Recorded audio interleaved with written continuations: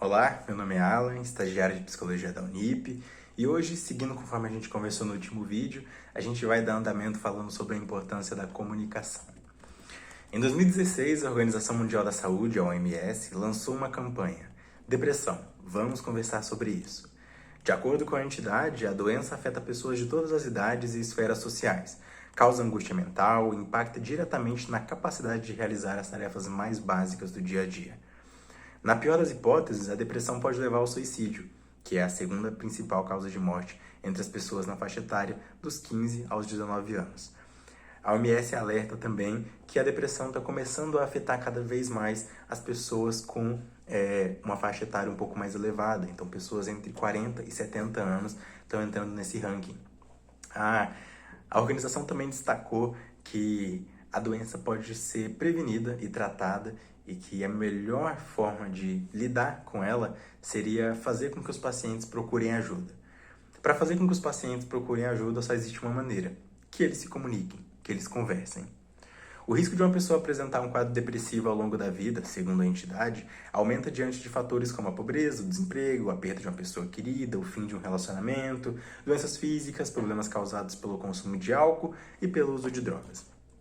No centro da campanha está a importância de conversar sobre a depressão como um componente vital para a recuperação.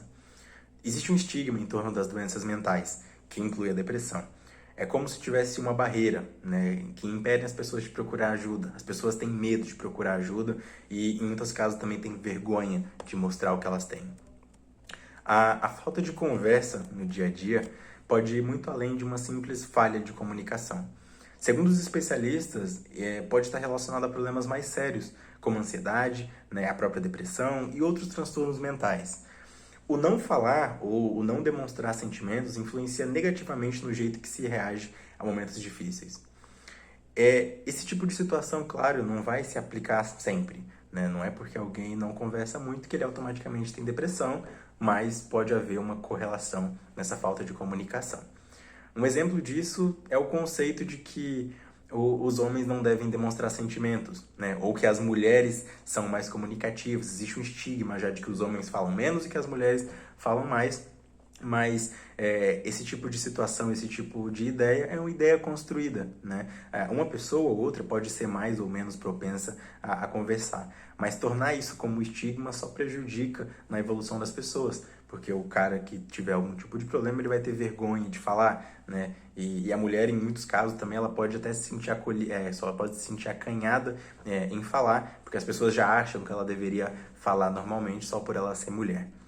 Mas então, com quem que você vai falar sobre a sua saúde mental, né? Porque se você precisa conversar, com quem você tem que conversar?